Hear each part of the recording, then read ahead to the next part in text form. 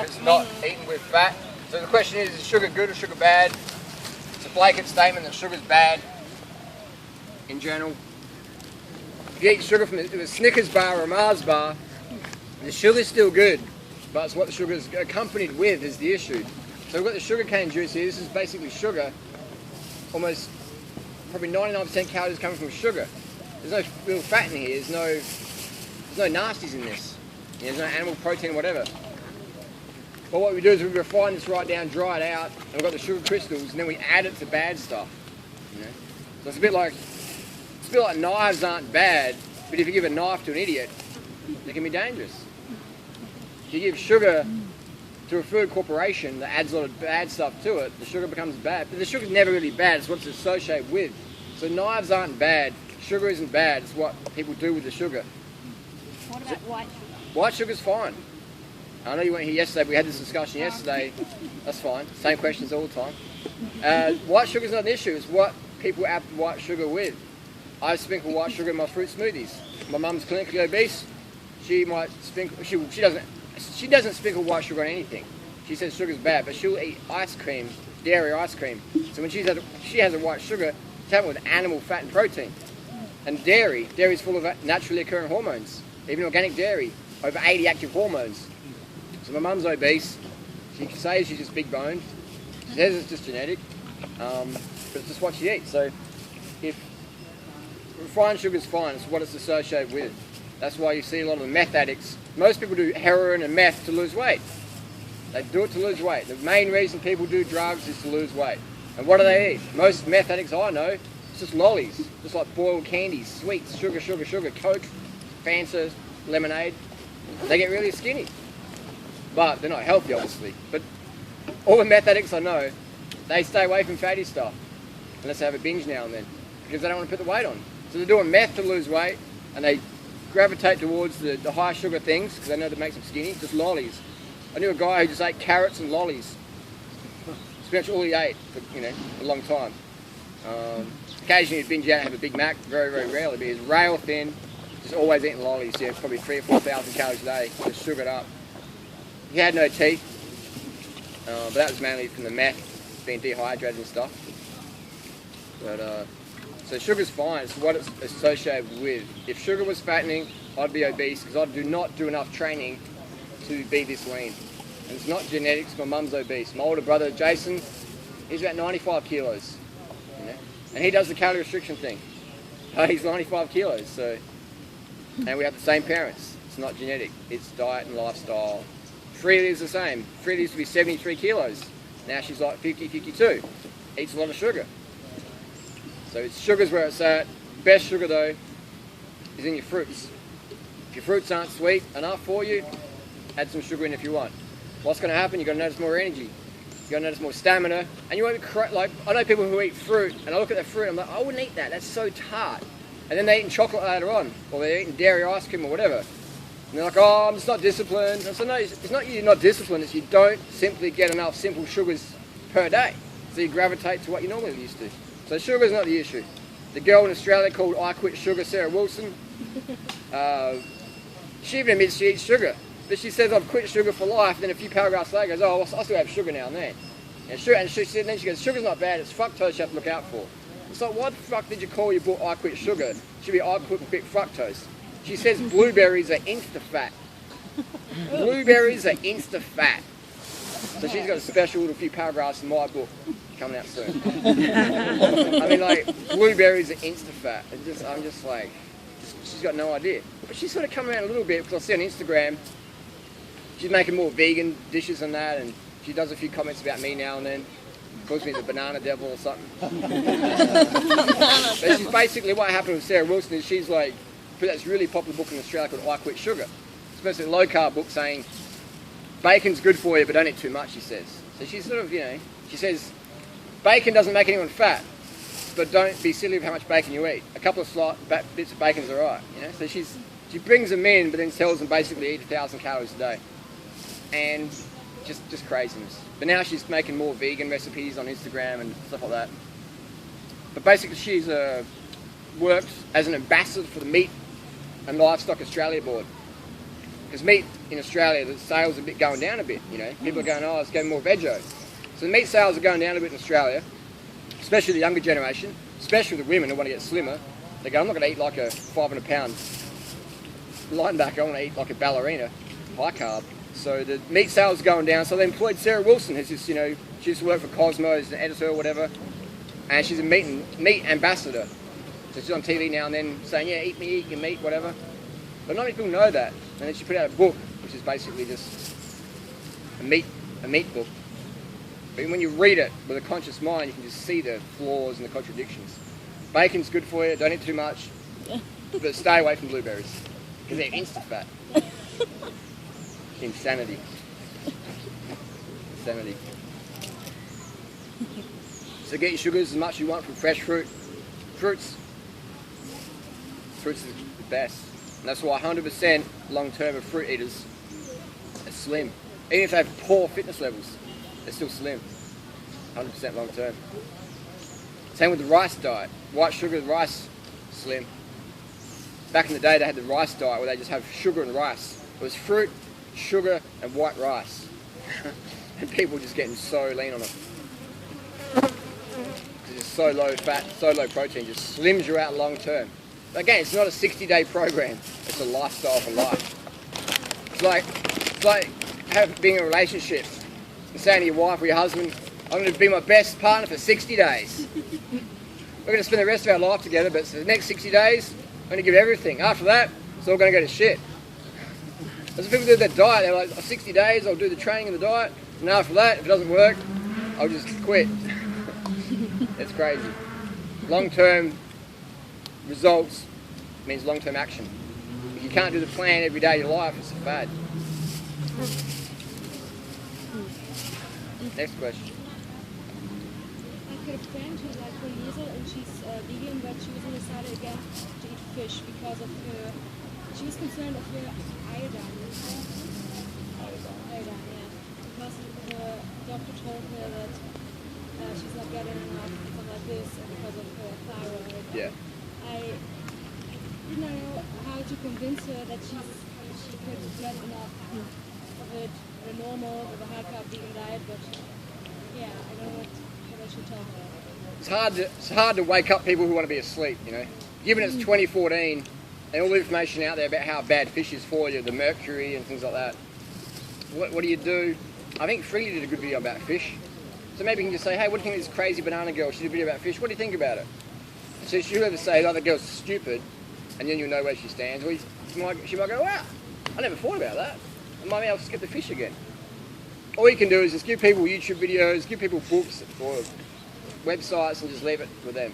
But in terms of eating fish, to get iodine by eating fish, that's like eating carbon fibre to get fibre in your diet. I mean, there's plenty of fibre in this bike, but it's not going to be good for me. So Iodine is found in all fruits and vegetables. All plant food has iodine. All plant foods have iodine. Seaweed even, maybe too much iodine. We need very, very little. The amount of iodine we need in our life is maybe a teaspoon. Very little. Very, very little. But eating, it's just crazy. Why does Don Bennett think it's like an epidemic though? Like, Don Bennett's a bit of a fruitcake, in my opinion. I mean, it's sort of like, yeah. Don Bennett's diet is so restrictive, and he likes to eat local. So if you're eating Don Bennett's restrictive local diet, and the soil in your area doesn't have enough iodine in it, that could be an issue. But on our diet, you're eating food from all around the world. You're eating rice, you're eating fruit, potatoes, vegetables, whatever you want to eat. But you're eating it from everywhere. So you're always going to get enough iodine. But if you're eating a real restrictive, I've got my backyard farm, that's all I eat, because that's what Don Bennett says is the best, but the soil doesn't have enough iodine in it, you're screwed. So Don Bennett's diet is just so restrictive that maybe on his program, iodine supplements might be a good idea. I don't recommend taking iodine because too much iodine can bust up your thyroid. Given we only need about a teaspoon in our whole life, you know, it's a pretty dangerous thing to have too much of it. I don't recommend taking it. I'd recommend changes of diet and lifestyle. Stress can reduce iodine. You know, deplete it and stuff like that. I've never met anyone that's had serious issues from iodine issues, unless they lived on a really restrictive diet of food they grew themselves, or they only ate local. That's why the local things is bollocks, really.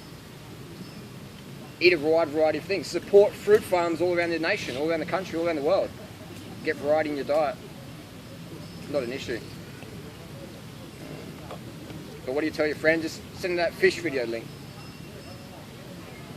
And ask her, what about mercury? Aren't you concerned about mercury? Say, you know, you're a friend of mine, I'm worried about how much mercury you're getting. Maybe next time you go to the doctor, get the doctor to check your mercury levels every month. See what happens. Because like, yeah, mercury's pretty full on.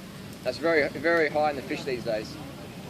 Basically, the ocean is like, if you walked around Thailand, you can smell the smells and it's funky, you know, and the rains come and they wash it all off the streets. Where does it go? It goes all out to the ocean.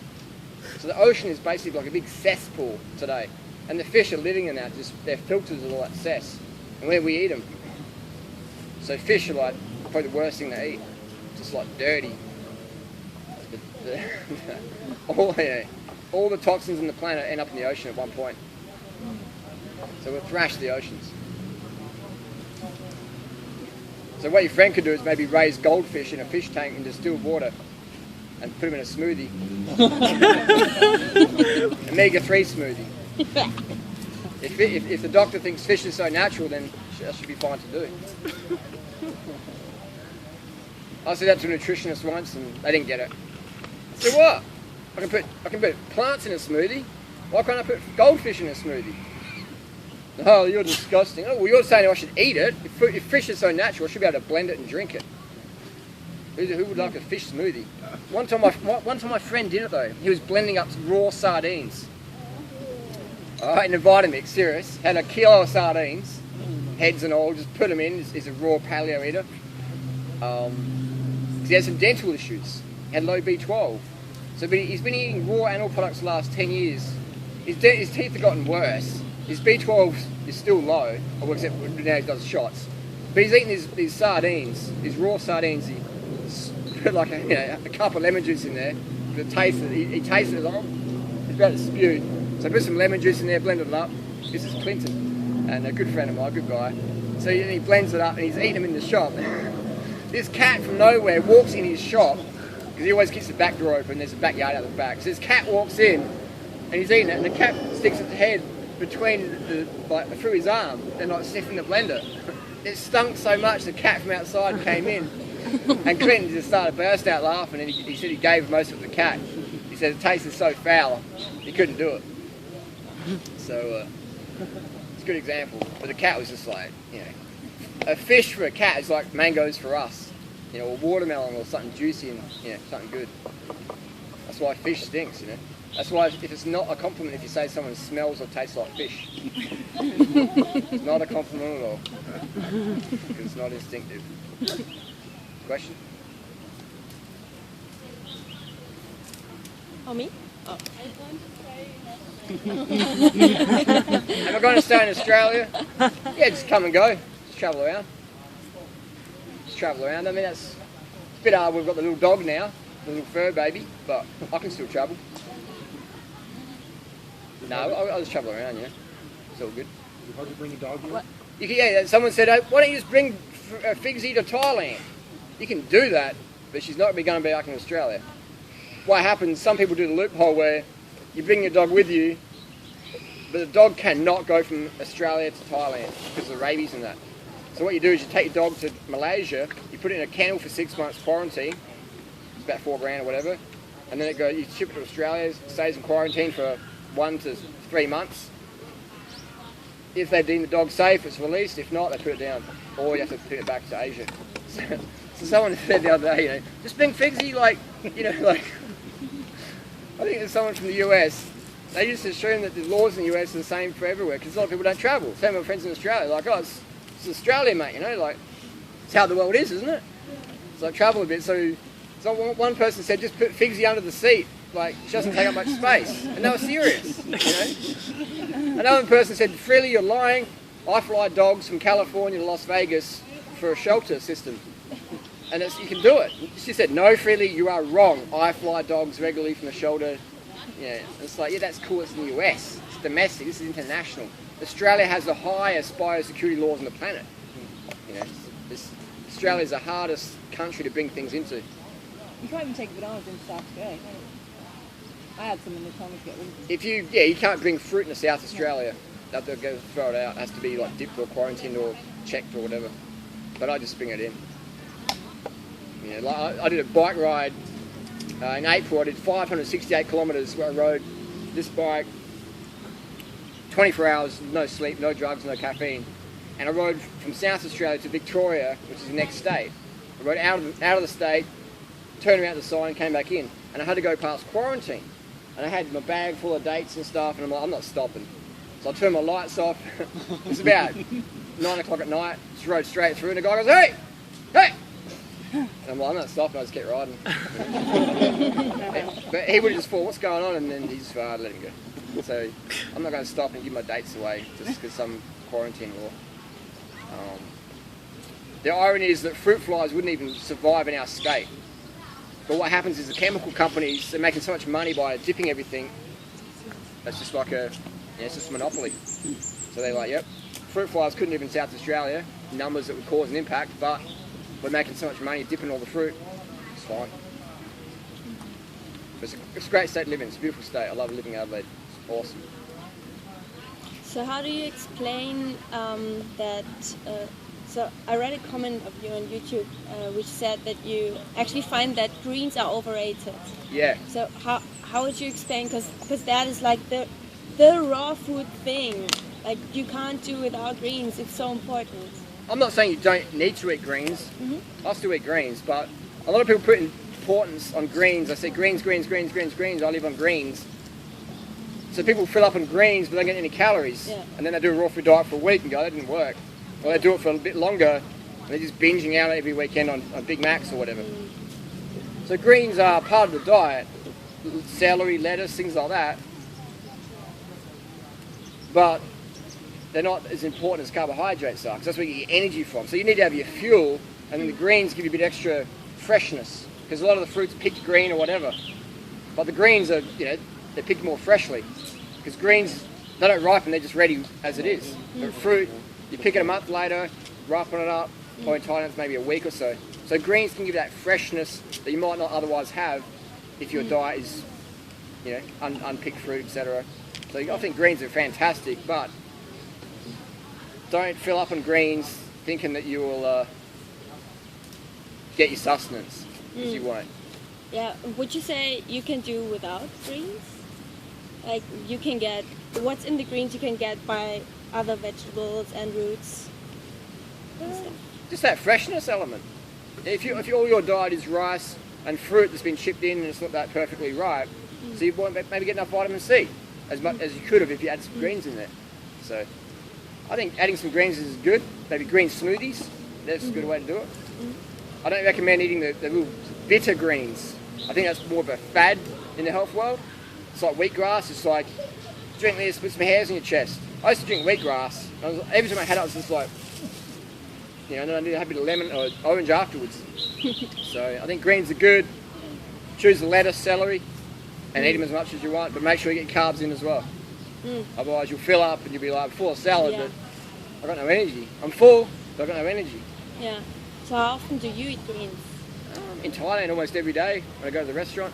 There's normally some greens in the salad there. Put it on the rice, mix it in.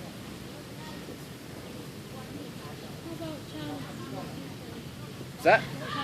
Childhood nutrition. Is that the question? Yeah. If I had kids, what would I feed them? I'd feed them the same as what I eat. What's that? Well, they won't eat. Simple as that. The thing is, this is what I would do. I can't tell you what they should do. This is what I would do as a parent. Like, well, there's the food. It's always there for you. If I was a parent, I'd have abundant food everywhere. I'd have all the fruit there is. Boom. Vegetables. And let the kids eat when they want. Always have it there. It wouldn't be any meal time. Just be theirs. It'd be maybe first you have to have your litre of water. Or 500 mils, depending on how old the kid is. You got to have your water first, and then you can have your fruits. and just have it like that. And if they didn't want to eat it, then they're not hungry. And that's fine. That's what I would do. But I know when I was a kid, my mum would try and make me eat healthy foods, and she couldn't cook, and it tasted like crap. And I want Big Macs, I want chocolate, I want pizza, because I had a taste of it, and that was good calories. My mum's food was like low calorie stuff. So my body's going, don't eat this is death. There's no calories here. Eat that 1,000 calorie Big Mac you had on your birthday party. That's what you want.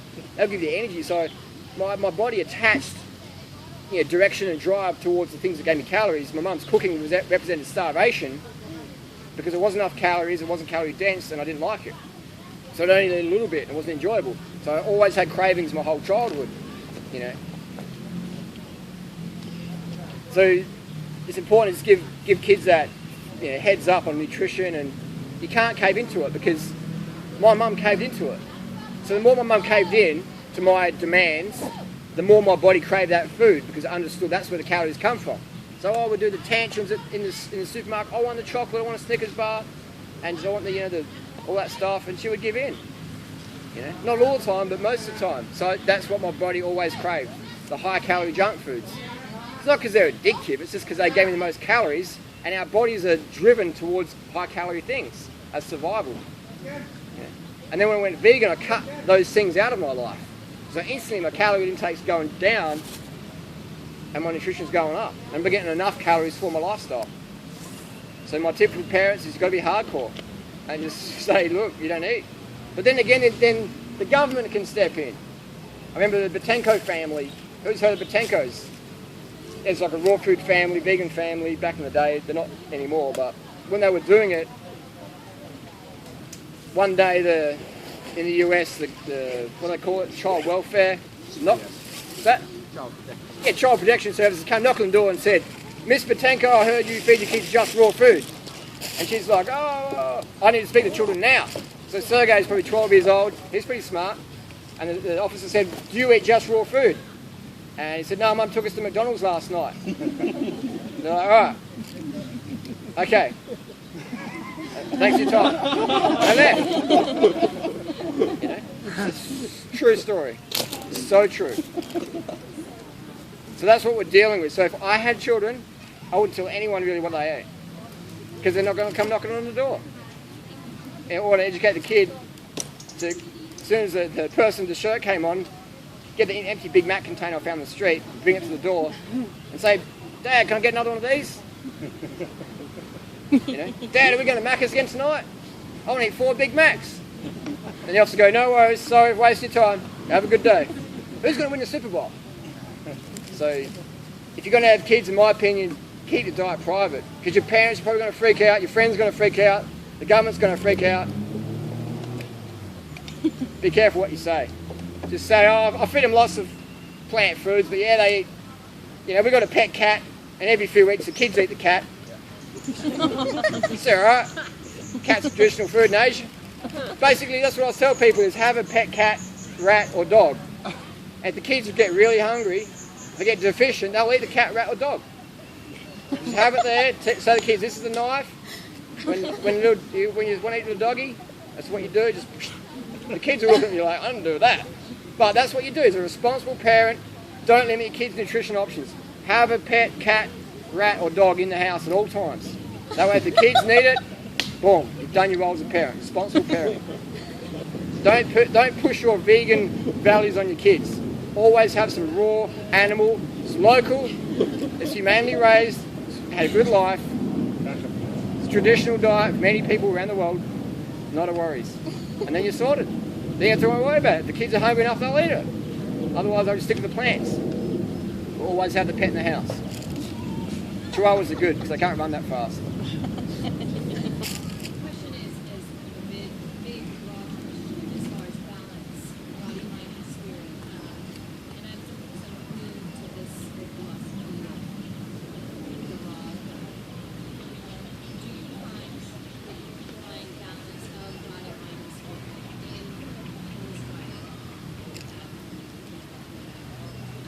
I understand it's more of a philosophy, it's not just the act of what you put in your body, it's the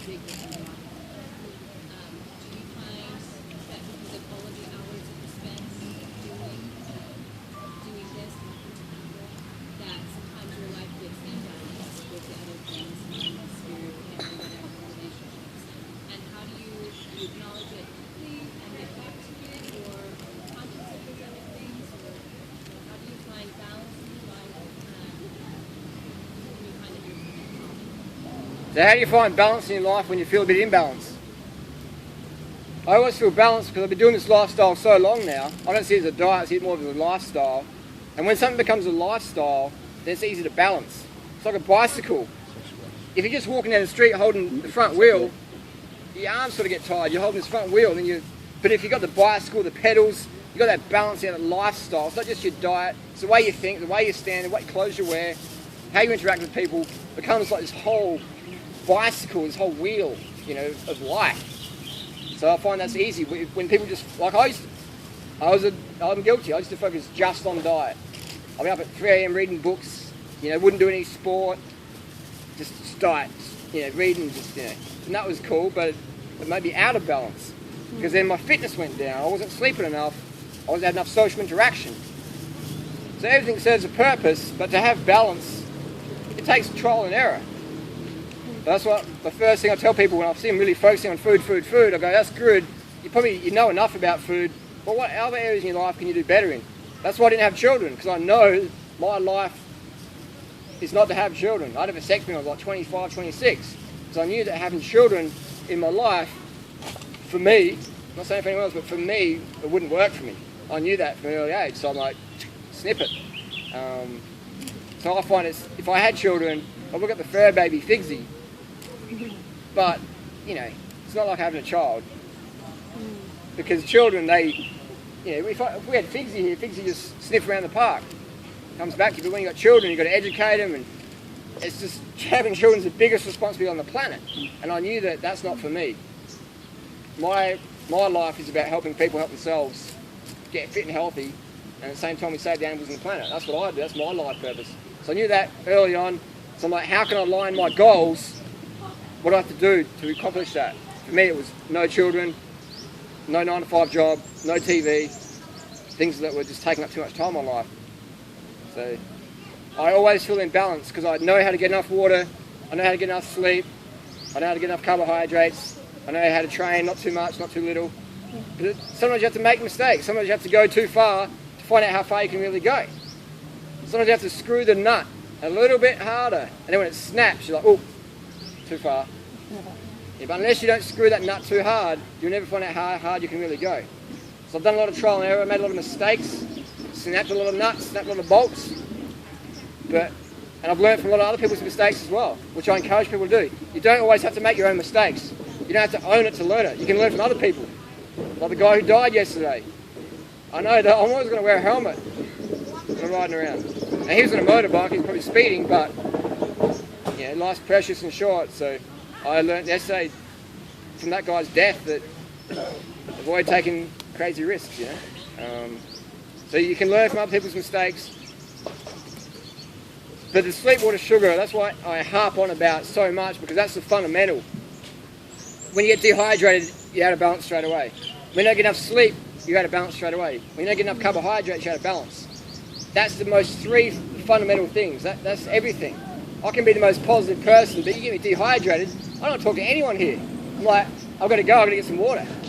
But if I didn't know that, I'd just be like, you guys are a bunch of idiots, And then tomorrow I go, sorry for being like that, I don't know what's going on with me. It's getting all emotional. Maybe it's my chakra's out of balance. And so I go, yeah, you come to my course, be $800 for a day, we'll get your chakras realigned. Water? No, you don't need water. Get that from fruit.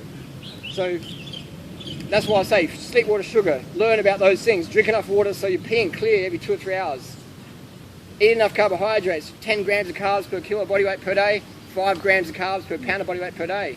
As a baseline minimum, to start with that and see how you feel. Keep your fat as low as possible, under 30 grams a day. Be a bit more clear in the head. Sleep. Get to bed as early as possible. 8, 9, 10 p.m. If you can't sleep, just put an eye mask on, lay on your back and relax. Think about grateful things. And then we got those things worked out, you're a lot better. Like if me and Freely have an argument, we basically say, hang on, is one of us undercarbed or not enough water? What time did you go to bed last night? There you go. So I can pretty much tell on the phone after a couple of seconds talking with Freely what's going on. She went to bed too late, or she hadn't eaten enough, or she was going to go for a bike ride, now it's 12 noon, and she's like on the internet still, and her posture's like this for 5 hours. You're not going to feel good. Or if you walk around town, you got a handbag on, and it's a bit hot, and you're just like, you're really on edge. You're out of balance. Then you just drop the handbag, put the shoulders on. Backpacks create balance. Handbags make you out of balance. Low carb diets make you out of balance. High fat diet makes you out of balance. Dehydration tweaks you out. So how to find balance when you're out of balance is just focus on your sleep, water, sugar. Have that your fundamental, and then go from there. I see it all the time in the yogi scene or the spiritual scene. Don't eat too much food, you know. Is Peter here? Peter? He's not here. Pete was here yesterday and he was saying that, you know, I'm not sure about Harley, it's too much food. But I'm like, you know, you won't get much done in life if you think you're eating too much carbohydrate. Because it's like going, the grass is too green. It's just too green. You know, and that's the whole, you walk around and you go, look, the grass is too green. It's not working. The sky's too, you know, you know, you're trying to fight nature. You're always going to be like just in a psychosis. Just carb up. And go from there. Lance. What do you feed Figsy? What do we feed Figsy? We fed her a 100% vegan diet for a while. But she lost so much weight, her hair started to fall out. She's like an anorexic dog. Her appetite is like very fussy. We had Percy as well, the min pin, he would eat anything. He was on a vegan diet, thriving, put on weight. He was very skinny when we got him. Very like, if we got him from the rescue centre, very skinny for a min pin. And we put him on a vegan diet, boom, no worries.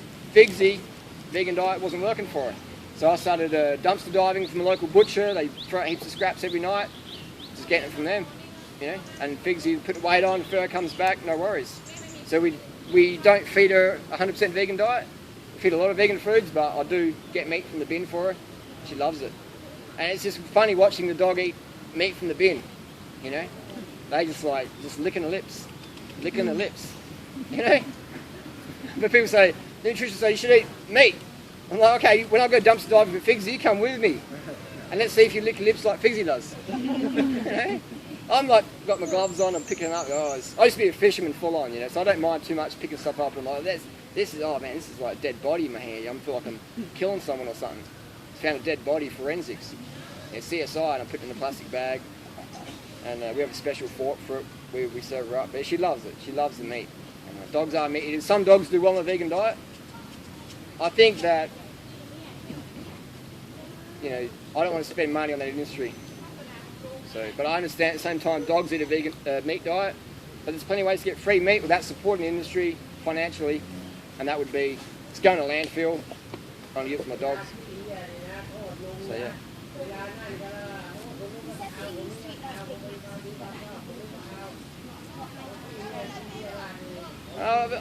The question was, I used to see a lot of Big Macs and you'd be a fisherman, what made me go into health?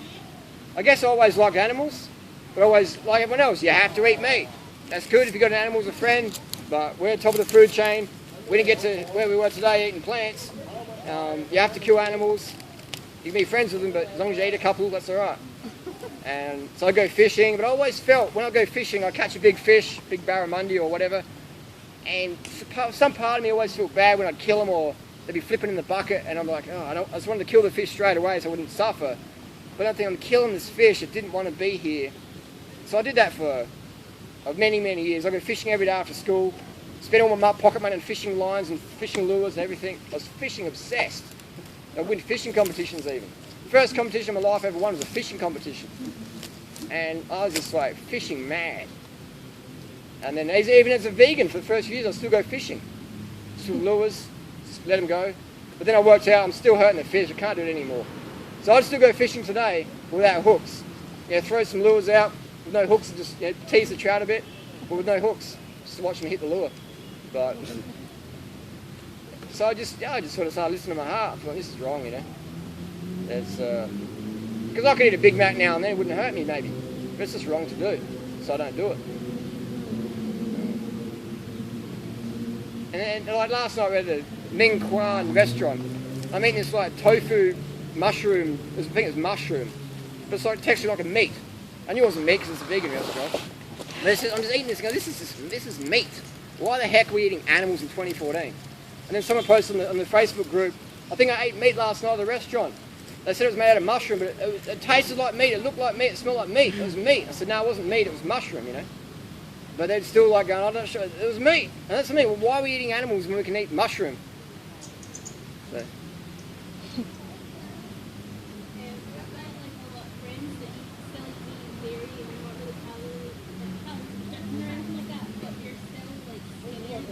Yeah. It'll catch up to them. Yeah, it'll catch up to them. Why are people skinny who still eat meat? It'll catch up with them at some point. I had a friend in 2004, as lean as me. Actually, he was leaner than me. He's more vascular, more veins. Lean guy. And now he's about 120, 130 kilos. And it's not muscle. So now he's obese. He used to be as lean as me. And he'd eat meat pies. He goes, Harley, you know, you're pretty lean, but you get to miss out on the meat pie. And he'd like wave his meat pie at me now and then. Now he's obese. And now the look in his eye when he sees me, I don't have to say nothing. You know? So many of my cycling friends I used to race with, lean guys. Lean. Very lean. Now obese. Or 30 kilos over. And when you used to be really lean and fit, and now you're 30 kilos over, it's just for, you know, especially for guys, hard to deal with. But things catch up with people. Yeah. I'd say 90% of the cyclists I've trained with 10 years ago, 90% of them don't ride today, and at least 20 kilos overweight because their diet wasn't sustainable. So you can get skinny and lean on calorie restriction, no worries. But you don't see what happens in the future to people. Catches up with them always. It's a good thing about when people get in this lifestyle, calorie restriction, they get on this lifestyle, they're going to gain some weight, but it's going to hit a ceiling. But if they were on the standard Aussie diet or whatever, paleo diet, the ceiling just keeps going. And that's how you get to 200 kilos. Nobody gets to 200 kilos in this lifestyle. It's impossible. You might go up, hit a ceiling, but you're going to go back down over time, like Freely did. If Freely was on this lifestyle, when she's on a rebound, it just keeps going and going and going. It's going and going and going. Should be like probably 100 kilos now, 90 kilos. Now she's like 52 odd. But a healthy 52. Got stamina, got energy. Not a 52, I've got to have 10 cups of coffee a day, I can't eat, got to smoke, I don't want to do... she's emotionally strong, 52 kilos. That's another thing. People might be 52 kilos or a body mass index of 19, but they're emotionally strong at that point. You know, I've got plenty of friends, they're lean, but you've got to sort of walk on pictures around them because they're like about to freak out anytime. A lot of my raw food friends, they're eating pure raw food diet, which is good, but they're not getting enough calories, and they're just like on edge all the time. You see a lot of people on YouTube, they're just very, very touchy. Very touchy.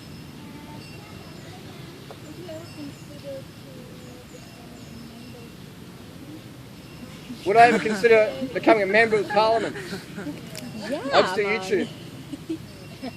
I really struggle dealing with bullshit. That's the main reason we got out of the Woodstock Fruit Festival. It became too corporate, too political. The Board of Governors got introduced. If I was invited, I wouldn't do it because it's just too much bureaucracy. And I can reach more people on YouTube. That's your day job. Yeah. You say you don't want a day job? Oh, I do a day job. I'd lie. I do a day job, but I wouldn't do it because for me, YouTube, I want to appeal to the young generation. No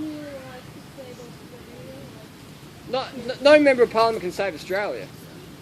Politicians have no power. The corporations have power. Politicians are basically puppets that work for the corporations. You make this law, we'll give you some money. Okay, you know.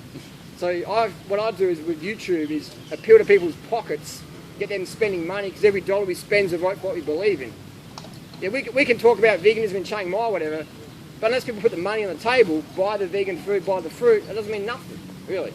So I'd rather appeal to people than via YouTube or social media versus being in Parliament, trying to push, it doesn't get nothing done really, in my opinion. But there's people out there who are doing a great job at Parliament, serves a purpose, but that's not for me. For me, it's YouTube, being out there online. And my book, that's what I'm focusing on now, get my book done. Very close, just proofreading it now. So I'm not a politically correct person. I can't handle bureaucracy at all. Struggle. And politicians about bureaucracy, about keeping quiet. Can't do that for very long. When do you think your book is ready? It's a good question. I could be working on it now, but I'd rather spend time talking to people in between talks. So maybe after the festival. I was saying before, but we'll see. It's pretty much done. I was proofreading it, formatting it in chapters and stuff.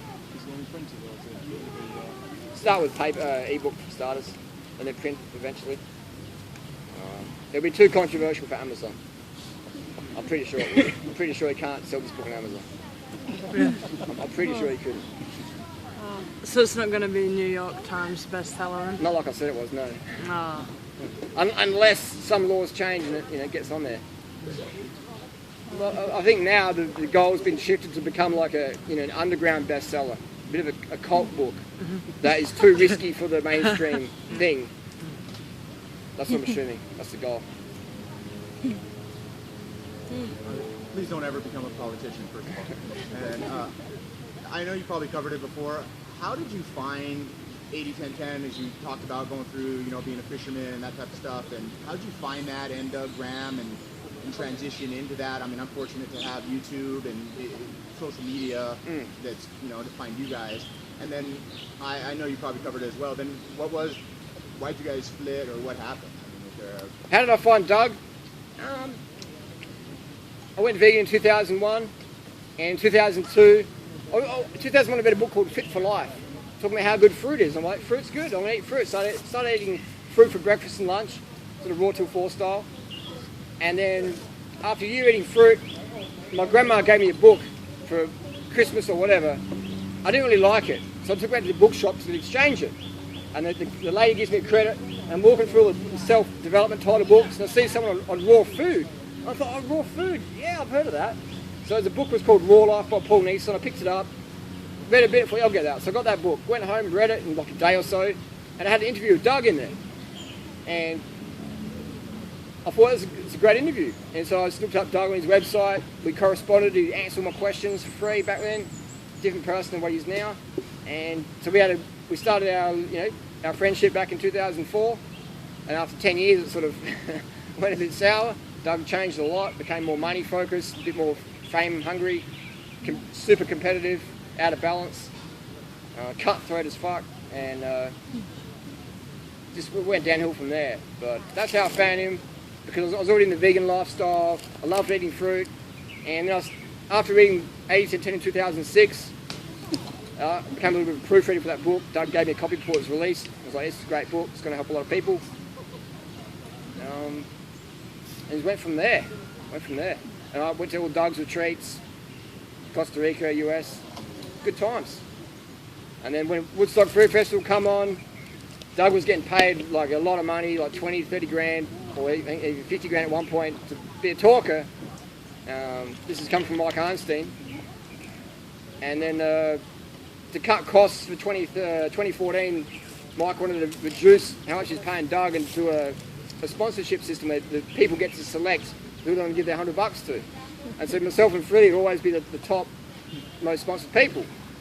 So basically it's come down to numbers. Doug's like, well, Freddie and Duran don't deserve to be getting money for this event because they're not as pure as we are, so let's get them off. Get off that with the money roll. And we didn't care about the money, it was just a principle. And then I said to Doug, did you vote me off? He says, no, I didn't. I said to Ann Osborne, did you vote me off? She said, I didn't. I said to Christine, did you vote me off? She says, I didn't vote for you. I just let you get kicked, So I quickly learned out who my friends were, and Mike Arnstein basically told me, he gave me warning, heads up, said they want you off, they don't like you, Harley, they're not your friends, they don't give a fuck about you. And it sort of hurt, it hurt a lot, but it's life, it's no biggie, just keep on rolling, learn from experiences, and yeah. So then now we're putting energy into promoting ourselves more and our message, and just sort of doing these sort of events where it's just no really money involved, no worries. Keeping it just sort of more authentic, I'm talking here today not because you're paying me, because I want to help you. I want to help you help yourselves. Thank you. So, yeah. Cool. And that's what our form's always been like, 30 pounds a day. It's just so active. It's such a it's the most active vegan forum and raw foods forum ever, because it's just it's a community. That's what I love today. Like people not many people turn up to my talks now, which is fantastic, because it means people are talking with each other. Like DURIANRIDER, I've heard of this crap before, it's on YouTube. Let's go for a picnic or something, you know? So it's fantastic, that's really good. Love it. Do you ever go through any major detoxes or any single ones? Did I ever go for any major detoxes? No, I didn't. Even when I gave up drugs, I didn't. But I went through a lot of tox. I'd eat too many cashew nuts, you know? Or too much almond butter. Or not enough bananas or whatever. Or not enough water. And I'd be like, oh, I feel sick. I'm just detox. Oh, hang on, no, it's not. I just ate a 2-pound bag of cashews in 2 hours, which I did, you know? So, because I wasn't getting enough carbohydrates. I was just so hungry. I'm like, I will be raw. Anything raw is okay, you know? Cashews, yeah, I'll eat them. But they weren't even freaking raw anyway. I was paying $60 a kilo for cashews that are cooked anyway. Dave Wolf was just like, yeah, raw cashews. Bank balance is going up. They're sold for like 50 cents a kilo in Indonesia, sold for $60 a kilo. For suckers like me back in the day. So no major detox. I don't really believe much in detox as much as I believe in tox. People don't drink enough water, or they don't eat enough fruit, and they're getting all spaced out, or they eat too much fat, or they don't do enough sport. They might be eating well, but they're just like so sedentary. They're on the computer all the time. You feel all like you're flipping out. You need to move the body. So I didn't have any real detox. I don't really believe in it that much. I believe it's more too many late nights, not enough water, not enough carbohydrates, or too much fat, or not enough sport. How are you going to make sure, because you're getting really big now with you and Freely, you know, Freely's in the papers a lot. How are you going to make sure you don't go down the same route? Don't sell out. Yeah. We're just not money driven. I mean, money's good in that, but like, you know, like if I was, like I said the other day, if I was a billionaire, I'd still be doing the same things tomorrow. If I was on welfare, I'd be doing the same things tomorrow. What happens if a YouTube channel, something goes wrong with that? What I did last year got deleted. Yeah. And I was a guy at the time, he said, Hey ho. you know, I met a guy, I was out for a bike ride, I bumped into a friend, and he says, what are you up to? I said, I was going for a spin.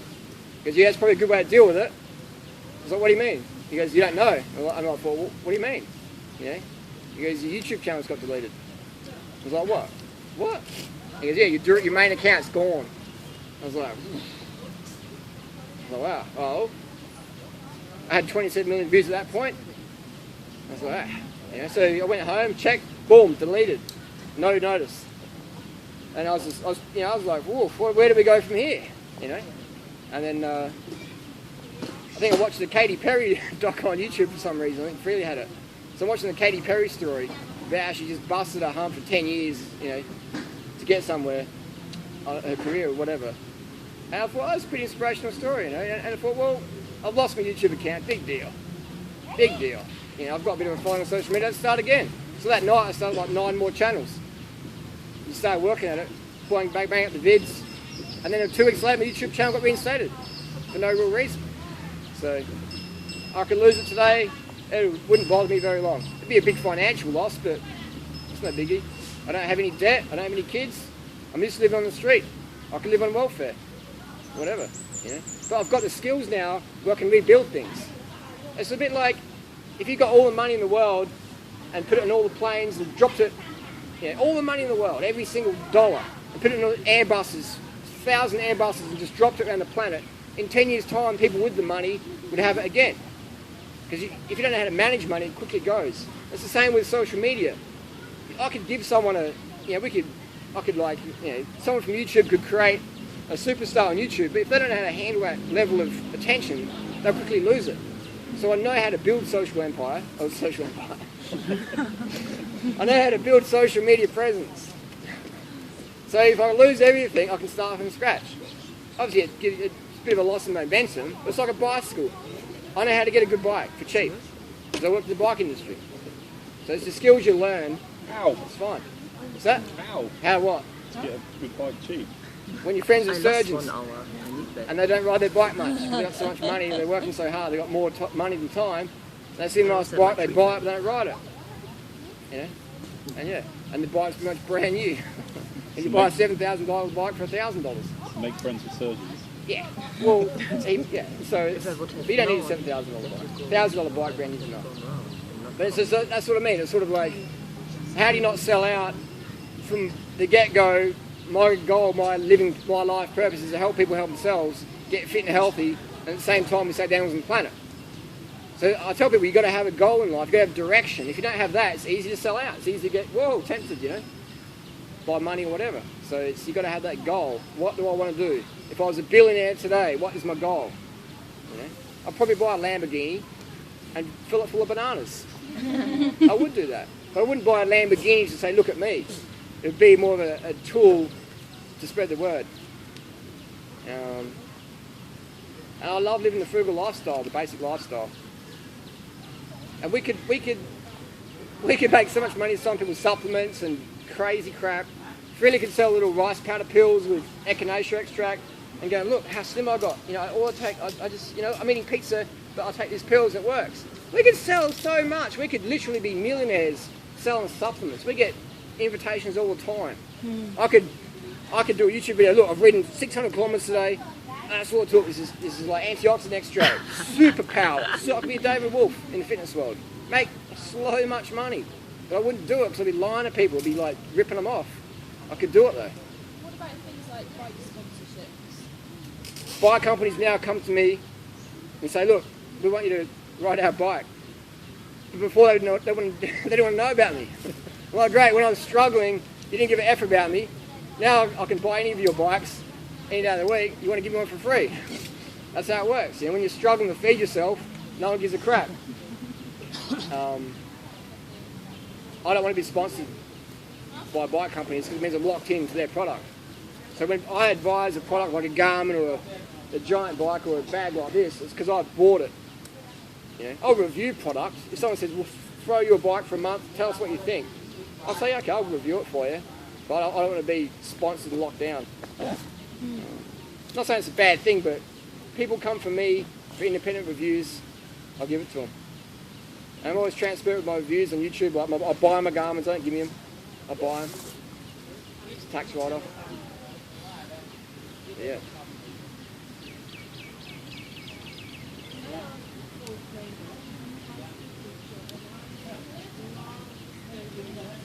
Swear too much. Yeah. Can you make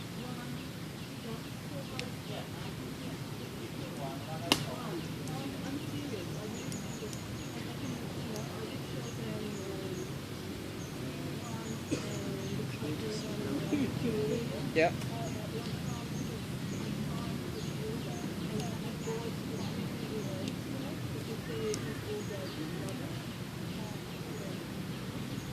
What would the video be about? What would the title be? That's why I swear so much, because those kids love that stuff. But I understand as a teacher you can't promote that. Yeah. I understand that.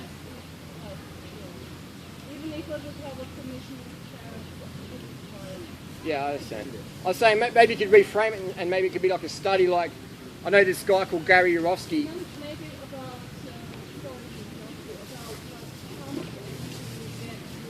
Yeah. Yeah.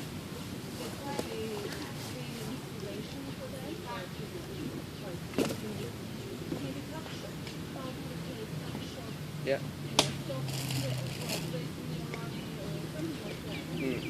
I find. Oh yeah. I think the thing is, I understand where you're coming from. The kids, high school kids, I've got a few high school kid friends I cycle with, and I say to those kids, what do you love about my channel? And they go, we love it, you swear so much. But I understand that those kids will find me if they're looking for me. And I appreciate your support and that you want to promote me with your students. I would just say, you know, you could just type in, you could say to the kids, you could type in vegan and cycling, or maybe it could be a class project, is swearing good, I don't know. You know, is swearing appropriate on social media? And maybe you could use me as an example. Is this guy crazy? Is this appropriate? Maybe that's breaking the rules as a teacher, I don't know. I follow another guy who is playing video games and he's softness he does, and people love him. Yeah. And he's not cycling, he's playing video games and entertaining and documenting what he's doing. Yeah. And he has I just send them to Freely, because Freely doesn't swear that much. Yeah. It's very entertaining. Yeah. It's just video games. It's nothing much. I follow me too. Maybe you can send them to Freely's channel, because she doesn't swear very much, you know? And then they'll find me through her. Yeah, but they'll be watching her to be like, Bikini Girl. And then eventually they'll pick it. Yeah, yeah. Eventually they'll find, if they're interested, they'll keep watching her and then they'll find me through her. You know? Yeah. Because they might watch a channel of me and go, I've got 10 seconds or 3 seconds to basically put an imprint in a teenage boy's mind. So you're going to be sex, violence, sexual violence, or computer games. Yeah. Pretty much. You know, or I can talk about, hey, this is like high in vitamin C, boring, violence, street fight, gangbang.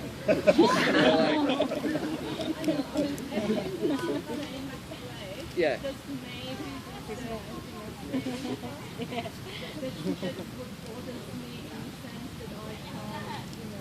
I understand that. Just promote freely. That'd be better. Because if I do a video like that, they'll find it boring. But if they find my channel and I'm swearing heaps, they find it for themselves. They go, this guy's intrigued, a bit crazy. You know, that's why I swear a lot, because I'm trying to inspire the younger kids. Yeah. Yeah, no, cool. But I hear where you're coming from. It's frustrating, isn't it, trying to help the kids but not get in trouble.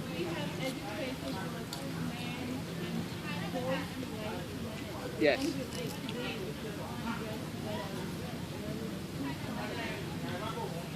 Well, you're female, you know, and yeah, mother figure. Mm-hmm.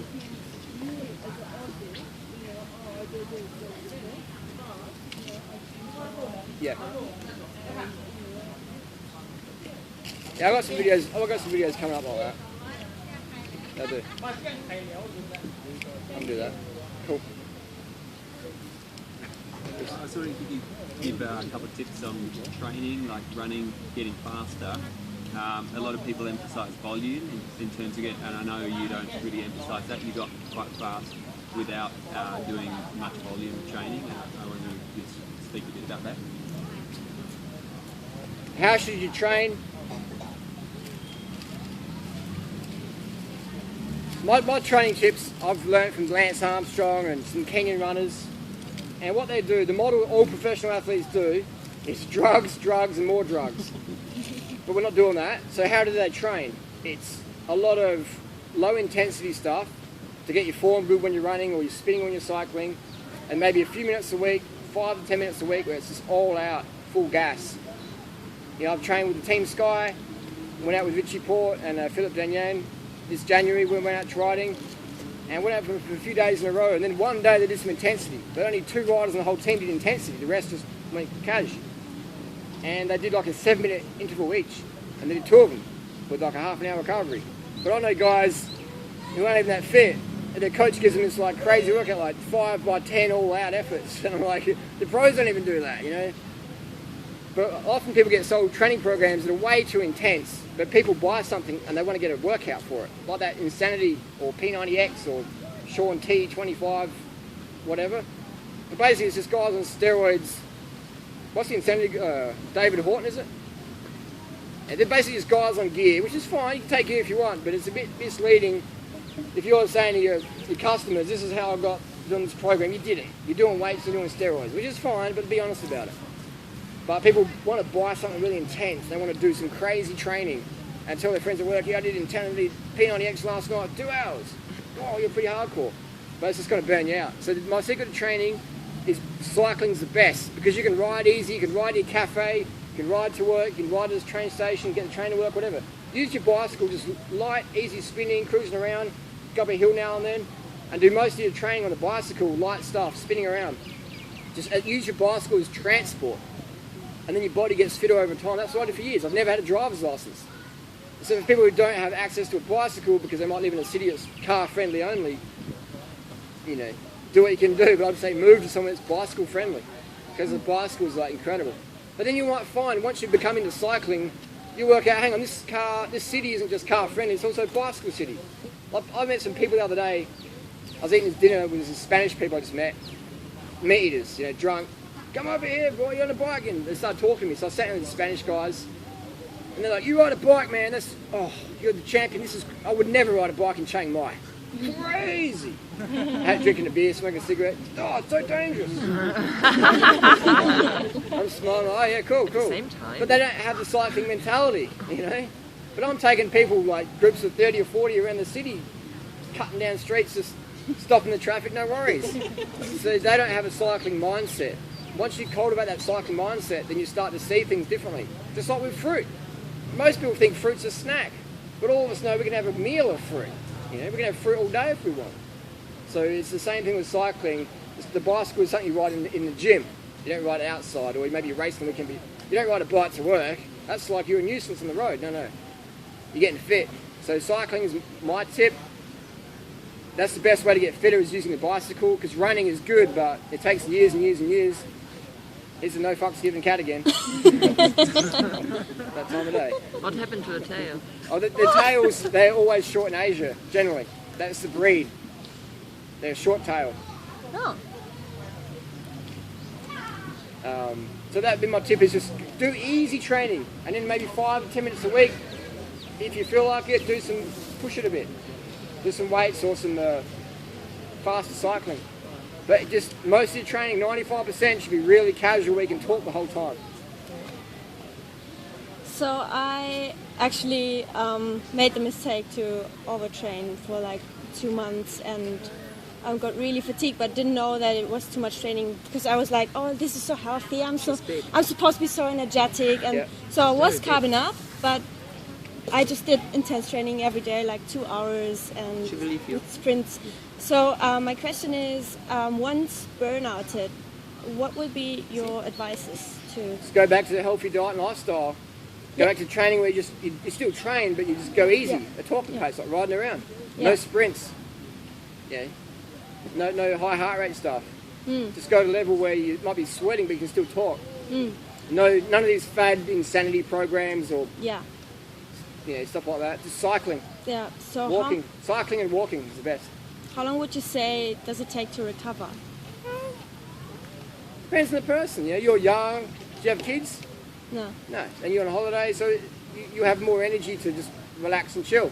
For someone who's got 5 kids, single parent, and still trying to work, and they're like, 400 pounds, it's going to be a bit longer. You know, and they've been doing Adderall pills or speed pills for like 6 years to try and lose weight. It's going to be longer for them. Okay. So you're young, eating healthy, you're a lot closer to your goals than someone else. Okay. How long does it take? Depends on the person. But it'll take as long as it takes. Might be a month, might be 2 years. Yeah. But for you, I'd say it would be a couple of months. Okay. And it's the mentality as well. A lot of people get sick or burnt out or chronic fatigue, and then they go, I've got chronic fatigue, and they lock it in. That's my identity. And then they carry it around everywhere they go. They go travelling, I've got chronic fatigue, I can't do that. It's like, hang on, just unlock it. Say, now I'm an athlete, I'm going to train smarter. And then all of a sudden you drop your identity. What we tell ourselves as identity, that's who we are. That's who we are. So I say I'm a cyclist. So when I see a bicycle, I'm like, this is transport. Some people see a bicycle as like a nuisance or whatever. I see a bike, I'm like, that's a transformative element. That's a machine to take me places. Or if you see yourself as a vegan, so when I walk into a restaurant, I'm a vegan, I go, what's plants here? What can I eat? I can eat a lot of stuff here. I'm a vegan. So if you have that identity, if you say I'm a recovering chronic fatigue person, that's like, I'd say I'm an athlete who trains smart. And then all of a sudden your identity changes. Your self-talk's everything.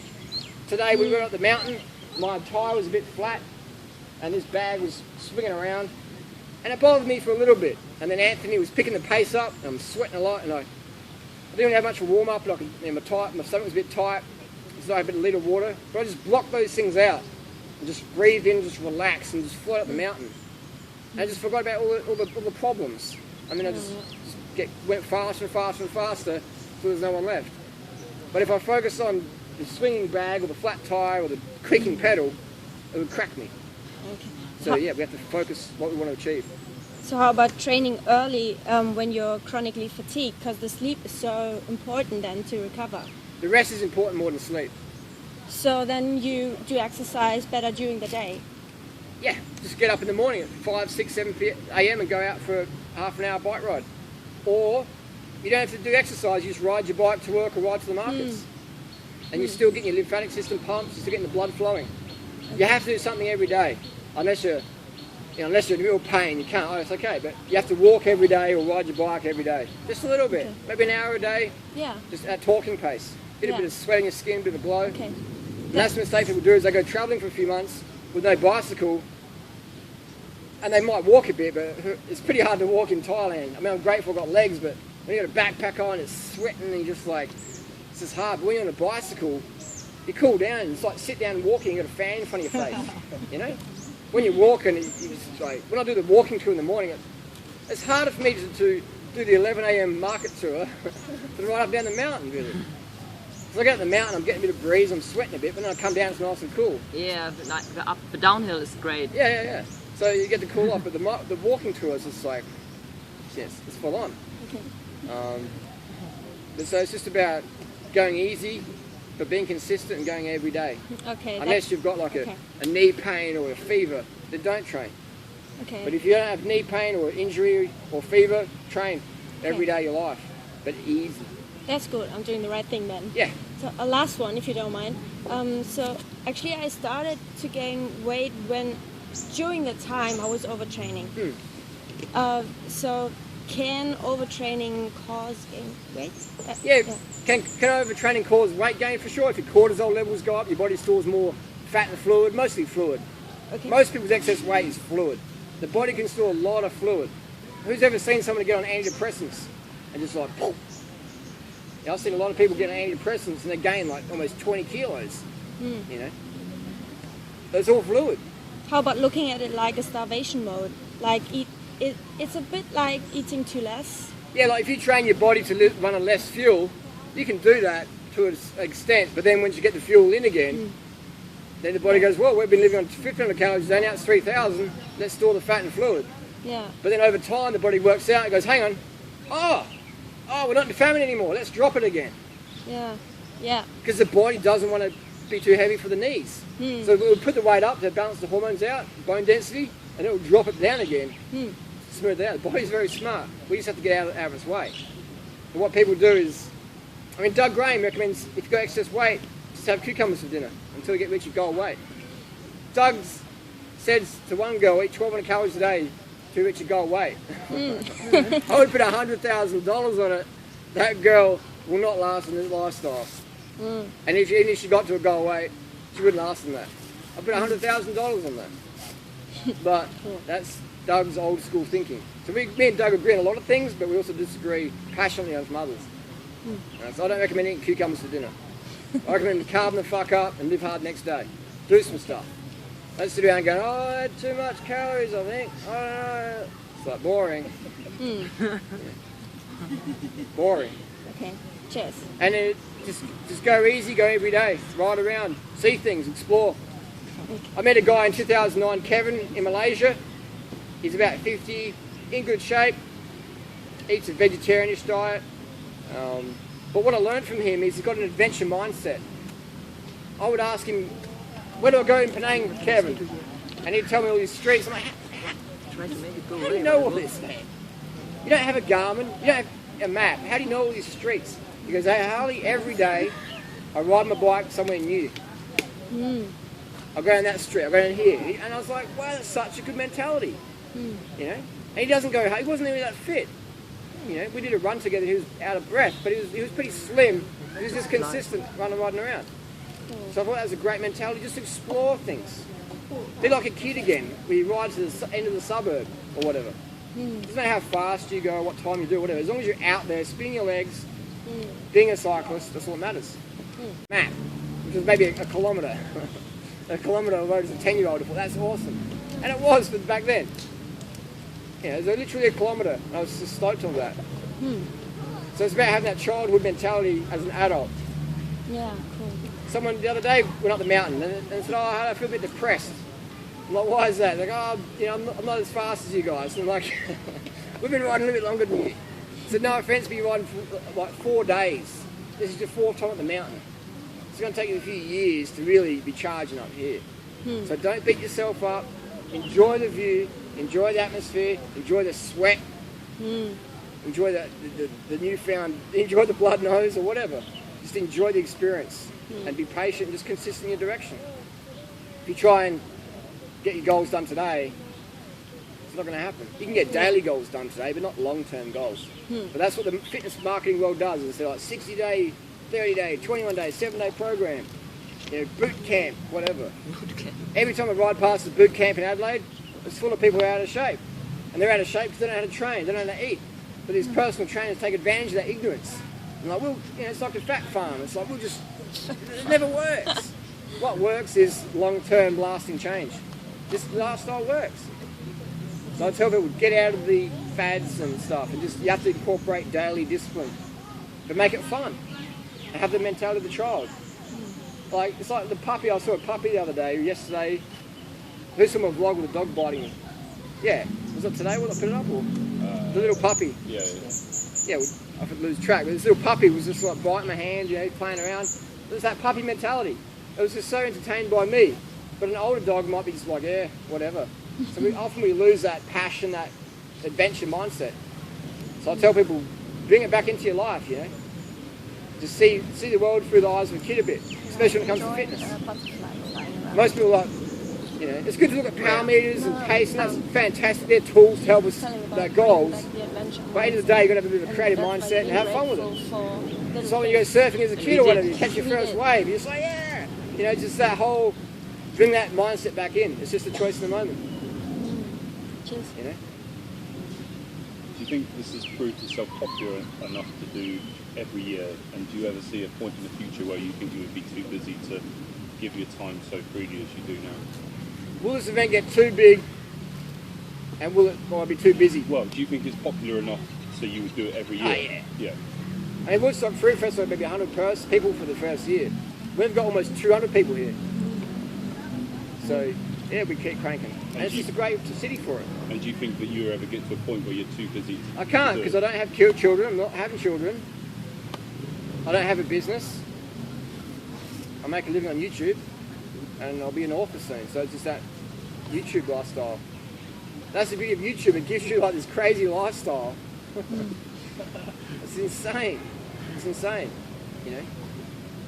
I'm making about $2,500 a week right now, and I can do anything I want, pretty much.